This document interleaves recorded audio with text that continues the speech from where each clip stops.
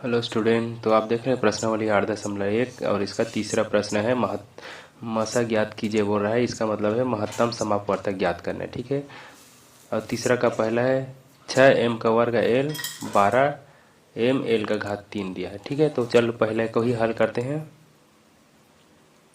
सबसे पहले इसमें क्या करेंगे, संख्या वालों का पहला महत्तम निकालते हैं। जैसे यहाँ संख्या 6 है, यहाँ 12 है, तो इसे लिखेंगे 6 एवं 12 का महत्तम समापवर्तक। 6 और 12 का महत्तम क्या होगा, तो आपको रफ कार्य करके देखना पड़ेगा। ऐसे 6 और 12 लिख लेना, ऐसे भाग दे के देखना किससे भाग जाता है। दोनों दोनों 6 से भाग जाएगा। 6 कम 6, 6 दूनी 12।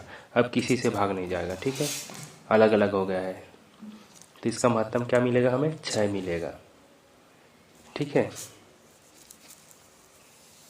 और इसके बाद क्या बच रहा है, m का वर्ग और m बच रहा है। ठीक है।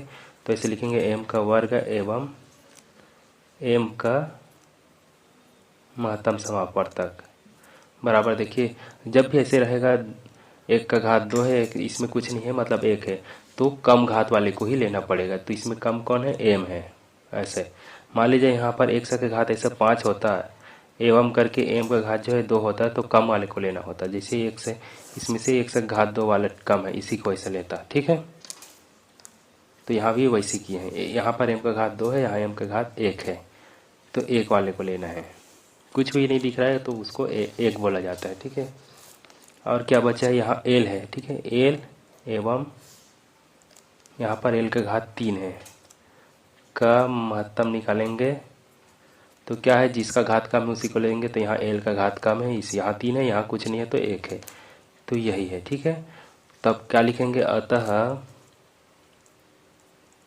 अतः इसको लिखेंगे 6m का वर्ग एल एवं ये क्या है 12m एल का घात 3 का महत्तम समापवर्तक होगा। इस सबको लिख दो, 6m एल, बस 6 मिला, m मिला, l मिला, बस इसी को एक साथ लिख देना है। यही इसका आंसर है। इस तरह से इसको बनाया जाता है। ठीक है।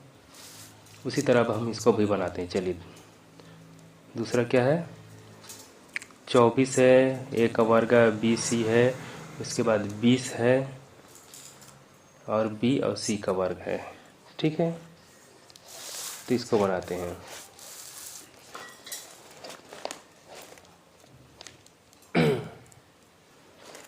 चलिए इसको हल करते हैं। सबसे पहले संख्या का संख्या वाले से निकालेंगे। ठीक है।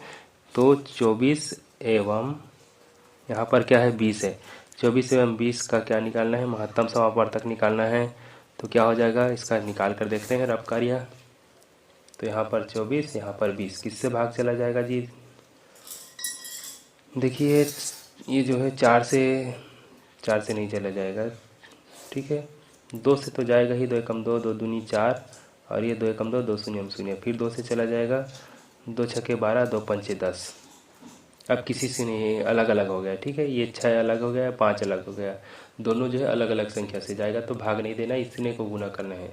तो क्या आ गया, 2 दूनी 4, 2 गुना 2 करेंगे तो 2 दूनी 4। तो 24 और 20 का महत्तम क्या मिला, हमें 4 मिला। ठीक है।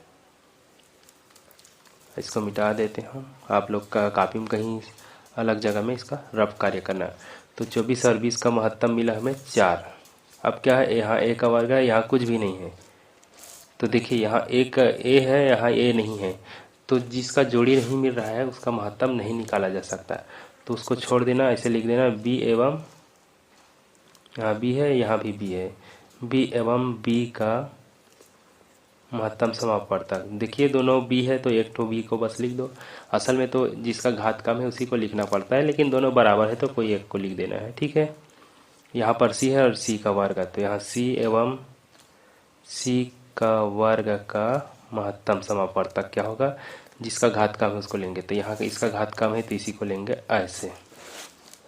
ठीक है। आप लिखना चाहते हो ऐसे लिख देना, a का दूसरे पक्ष में a नहीं है करके। जैसे यहाँ पहले पक्ष में a है, दूसरे पक्ष में a नहीं है, तो दूसरे पक्ष में a नहीं है इसलिए a को नहीं लिए। ठीक है।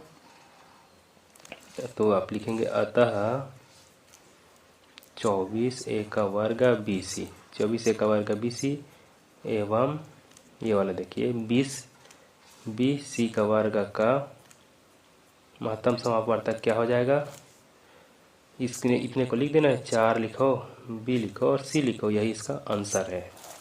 ठीक है, इस तरह से बनाया जाता है।